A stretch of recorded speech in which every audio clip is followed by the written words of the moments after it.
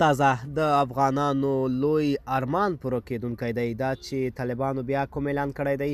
ملګرو که تاسو هم غواړئ پوه شئ ویډیو تر اخره وګورئ او زموږ چینل هم سبسکرایب کړئ. هیواد کې د لمریزې برېښنا د تولید هڅې پیل شوې دي. د اوبو او برېښنا وزارت وایي هڅه کوي په هیواد کې د برېښنا د کمښت ستونزو د حل لپاره د لمریزې برېښنا د تولید کچه زیاته کړي. دغه وزارت وایي د لمریزې برېښنا 15 کلن پلان به په هرات، فراه، ننګرهار، پکتیا، پکتیکا او نیمروز کې عملي شي.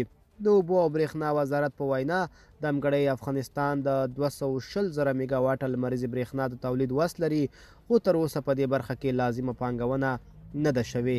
تر دې مخکې د اوبو او انرژۍ وزارت ویلي و چې د راتلونکي 15 کلونو لپاره یې د 4 میلیارډو ډالرو په ارزښت د برېښنا 200 پروژې په پام کې نیولې دي. ملګرو دا به زموږ چمتو شوی ویډیو که تاسو هم د ویډیو په اړه څه نظر لرئ په کومنټ کې ولیکئ. تر بیا ښه وخت ښې چارې.